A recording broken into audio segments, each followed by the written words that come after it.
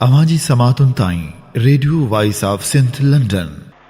कदीम किताबनि में औरत जे अज़ीम किरदारनि जो ज़िक्र मिले थो। सिंधी समाज में औरत माता, देवी, हुस्न, जमाल ऐं सूंह सां भरपूर नाज़नीन खां अलावा अकुल, दानिश, फ़हम ऐं इदराक जो पिणु ओञाण रही आहे।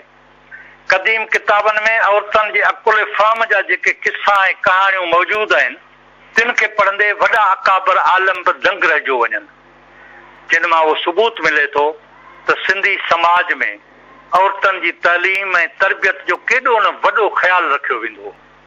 तारीख़ जे किताबनि में जेको पहिरियों औरत अहम किरदारु मिलियो आहे सो आहे महाराणी विदला जो। ही सिंध जी तारीख़ जी ग़ालिबन पहिरीं औरत हुक्मरान हुई। उन ज़माने में सिंध में ॿ हुकूमतूं, उत्तर सिंध में सौवीर जे नाले सां ऐं ॾखण सिंध में सिंधूअ जे नाले सां मौजूद हुअण जो ज़िक्र मिले थो। उन करे ई हिंदुस्तान जे नामवर तारीख़दान गंगाराम सम्राट सिंध जी अवाइली तारीख़ जे किताब जो नालो ई सिंधू सौवीर रखियो हो। महाराणी विदला उत्तर सिंध यानी सौवीर जी हक़ हुई ऐं संदसि तख़्तगाह कालकान जे तकरियुनि ते हो जेके रोहड़ी जी भर में आहिनि। किन ॻाल्हियुनि सबबि ॾखण सिंध जे सिंधू वारे हाकम जे साणस जंग थी पई। सिंधूअ जे लश्कर सौवीर इलाइक़े जी फौज खे बुरी तरह शिकस्त ॾिनी। महाराणी विदला जो पुटु संजय जेको सौवीरी फौजनि जो सिपह सालार हो, सो जॾहिं हारायल लश्कर सां वापसि मोटी आयो त महाराणी विदला पंहिंजे कायर पुट जे लाइ किले जा दरवाज़ा बंदि करे छॾिया ऐं महलात में अचण खां रोके छॾियो ऐं पाण ॿाहिरि निकिरी आई। जॾहिं संजय पंहिंजी मां महाराणी विदला खे ॾिठो त उनजे पेरनि ते किरी पियो। महाराणी विदला मोट में जेके लफ़्ज़ चया से तारीख़ में महफ़ूज़ थी विया। गंगाराम सम्राट पंहिंजे किताब सिंधू सौवीर जे सुफ़े नंबर 190 ते राणी विदला जी उहा तारीख़ी तकरीर कदीम किताबनि तां नक़ुल थी आहे, जेका हिन रीत आहे। मौदे सामईन, हिन तकरीर जो हर लफ़्ज़ वॾो फ़हम ऐं इदराक इल्म रखे थो ऐं हर लफ़्ज़ खे तव्हांखे गौर सां ॿुधण जी गुज़ारिश करियां थो। महाराणी विदला चयो, उथ कायर, उथ, तोखे पुट चवंदे बि मूंखे लॼ थी थिए। तो त मुंहिंजी कुख खे बि लॼायो आहे। तो पंहिंजी जान त बचाई, पर मूंखे कायर पुट ॼणींदड़ माउ जो नालो ॾेई छॾियो। तो सिर्फ़ मुंहिंजी थञ न लॼाई आहे, पर सभिनी सिंधी माइरुनि जी थञ खे लॼायो आहे। तो मुंहिंजे मान खे बेमानू कंदड़, दुश्मननि खे मान ऐं इज़त बख़्शींदड़ आहीं। तो शायदि मुंहिंजो पुटु न आहीं ऐं न ई पंहिंजे पीउ जे तुख़म मां पैदा थियो आहीं। तो जहिड़ो कायर पुटु जंहिं ज़िंदगी जी माना खे न सम्झो आहे। ज़िंदगी जी माना सूर्याई, हिम्मत ऐं उमीद आहे ऐं तूं मायूस थी वापसि ज़िंदगी जो लाश खणी आयो आहीं। छा तूं मायूस थी ज़िंदगी जो लाश कुल्हनि ते रखी ज़िंदा रही सघंदे?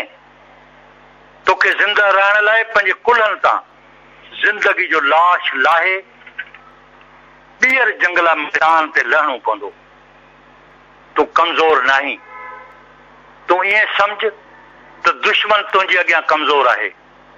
सिर्फ़ तूं दिलि मां डपु कढी मज़बूत कुवत इरादे सां अॻिते वध। कामयाबी जी हसीन देवी सोरहं सिंगार करे मैदान जंग में तुंहिंजो इंतज़ार करे रही आहे।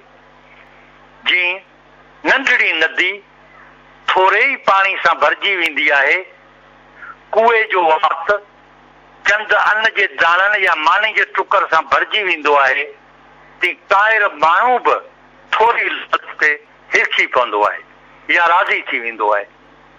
तूं जंग जे मैदान में उॾामदड़ बाज़ जा लामारो ॾेई दुश्मन जे कमज़ोरियुनि जी जांच करे पोइ दुश्मन जे कमज़ोरियुनि जो फ़ाइदो वठंदे भरपूर हमिलो कर ऐं मौत जो डपु दिलि मां कढी अॻिते वध। मौत सिर्फ़ उन्हनि माण्हुनि खे मारींदो आहे जेके ज़िंदगी जो इनकार करे मौत खां डिॼंदा आहिनि। ऐं मौत खे साम्हूं ॾिसंदे ई विज जे साड़ियल लाश जीअं ऊंधो मोह करे किरी पवंदा आहिनि ऐं हमेशह लाइ मुर्दार थी वेंदा आहिनि। ज़िंदगी जी माना सम्झंदड़ सूरमा पंहिंजे अज़ीम जज़्बे सां हैरत में विझंदड़ कारनामा करे तारीख़ जी कहाणियुनि में अमर थी वेंदा आहिनि। संदन क़ब्रनि जा निशान त मिटिजी वेंदा आहिनि, पर संदन नाला संदन क़ौमनि जे लाइ फ़ख्र जो सबबु बणिजी वेंदा आहिनि। उथ काइर, उथ, मौत जो डपु दिलि मां कढी दुश्मननि खे मात ॾींदो वञ ऐं पंहिंजे कारनामनि सां तारीख़ में अमर थी। तो जंग जे मैदान में शींहं जीअं गिरज करे ॼमी वञ। कख जीअं बाह लॻण ते ॿिनि घड़ियुनि लाइ भड़को करे बि शोला पैदा कर। दूहे जा दूह करे डिघी उमिरि या डिघे अरसे लाइ ॿरण खां बहितर आहे त कुझु घड़ियूं ई शोलो बणिजी रोशनी पैदा कर। कंहिं बि राजा खे बेरहम ऐं कठोर थियणु घुर्जे ऐं नई निहायत नरम मेण जीअं पघरंजंदड़ मेण थियणु घुर्जे। बहादुरी, धीरज, खुश अखलाकी, इंसाफ़ पसंदी राजाउनि जो गुण आहे। सप रवादारी, दूर अंदेशी साईं राजाउनि जो नालो रोशन थींदो आहे। आलिम, मुफ़क्किर ऐं ॾाहो माण्हू जल्द नतीजा न मिलण ते मायूस न थींदो आहे, पर हू पंहिंजो फिक्री कमु मरण घड़ी ताईं पूरो कंदो रहंदो आहे। संदसि मरण बैदि नतीजा मिलण ते संदसि नालो फिक्री रोशनी में अमर थी वेंदो आहे। दौलत जी लालच में कुझु करण ज़िंदगी सां नाइंसाफ़ी आहे। ज़िंदगी जा ॿ मक़सद हूंदा आहिनि। हिकु त धर्म जे उसूलनि मूजिबि इंसानियत जे आला आदर्शनि ते अमल करे इंसान ज़ात लाइ फ़ख्र जो सबबु बणिजणु। ॿियो, ज़िंदगी जो इनकारी थी बेअमल जीवन घारे ज़िंदगी जो सड़ियल लाश कुल्हनि ते रखी जीअण ऐं गुमनाम थी तारीख़ जी दुबण में गर्क थी वञणु। ऐं काइर पुट, तुंहिंजे अॻु में कयल सभु चङा कम मिटी में मिली विया। तोखे अमर थियण लाइ वरी जाखोड़ करणी पवंदी। आला नस्ल जा घोड़ा न थकंदा आहिनि, छो त नस्ली गैरत संदन रफ़्तार खे सुस्त थियण न ॾींदी आहे। तूं बि सिंधियत जे आला नस्ल जी गैरत खे लांझो न कर ऐं तेज़ रफ़्तारी सां विञायल नालो वापसि वराए। जंहिं इंसान जो नालो अमरता न माणे सघे सो इंसान न पर धरती ते बार आहे। अहिड़नि काइरनि ऐं खदड़नि माण्हुनि ऐं बिना मक़सद जीअंदड़ माण्हुनि जी समाज खे कहिड़ी ज़रूरत आहे। ज़िंदगी बामक़सद दुनियावी रंगनि सां भरपूर गुज़ारणु घुर्जे। बेरंग पेनू फ़क़ीरनि जी ज़िंदगी कहिड़े कम जी आहे। शाल दुनिया जी का बि औरत अहिड़े ॿार खे जनम न ॾे जेको अमरता खां ख़ाली ऐं उत्साह में हीणो, ताक़त ऐं चङाई खां वांझल इंसानियत जे दुश्मन मारनि अॻियां मैदान में हथियार उछलाईंदड़ हुजे। मैदान में जेको सिपाही बहादुर आहे ऐं ज़ालिम साम्हूं सीनू साहे थो सो ई अमर सिपाही आहे। सूर्य बादशाह जेकर जंग में मरी बि वञे त उनजी क़ौम जो कंध ऊचो रहंदो आहे। कामयाब बादशाह हिकु मेवेदार घाटे वण जीअं हूंदो आहे, जंहिं हेठां रयत छांव में वेही आराम सां मेवा खाईंदी आहे।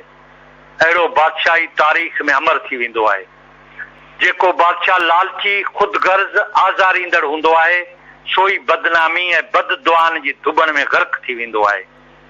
पुट सोच, सोच, सोच पुट सोच त पंहिंजी सिंधी क़ौम जा ई सिंधू राज जा माण्हू सौवीर जे माण्हुनि ऐं तुंहिंजे ख़िलाफ़ आहिनि।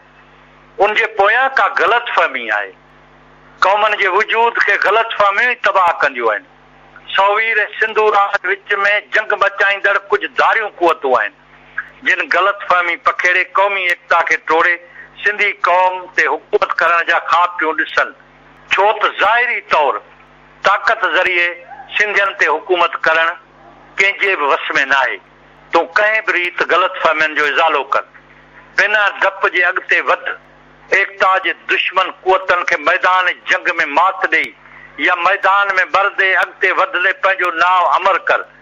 एकता जे दुश्मन कुवतनि ऐं सिंधू राज जे वतन दोस्त माण्हुनि विच में विथी पैदा कर ऐं सिंधू राज जे सिंधियुनि ऐं तुंहिंजे सौवीरी राज जे विच में कंहिं बि रीत एकता क़ाइमु करे एकता दुश्मन माण्हुनि खे सिंधू राज खां टोड़े अकेलो करे पोइ पूरी कुवत सां सिंधी एकता दुश्मननि खे नीस्त नाबूद करे छॾ जीअं आईंदे कंहिंखे वरी अहिड़े कुते कम जी ज़रूरत न थिए। पुट उठ उठ। सालार मैदान में डिॼी वियो त सॼी फौज वज़ीर अमीर बि घबराइजी वेंदा। जे तूं हिन जंग में मरी बि वएं त तुंहिंजी क़ौम ज़िंदा थी वेंदी ऐं तुंहिंजो नालो संजय अमर थी वेंदो। उठ ऐं पूरी सौवीरी कुवत सां मैदान में कुॾी काहे पओ। संजय पंहिंजी बहादुर माउ जा लफ़्ज़ ॿुधी उथियो ऐं पंहिंजी माउ जे लफ़्ज़नि खे हिकु अहिड़ी कुवत में तब्दील कयो जो समूरियूं ग़लतफ़हमियूं ख़तम थी वियूं। पूरी सिंध महाराणी विदला जे झंडे हेठां गॾिजी हिकु थी वई। समूरियूं सिंध दुश्मन कुवतूं तबाह ऐं बर्बाद थी वियूं।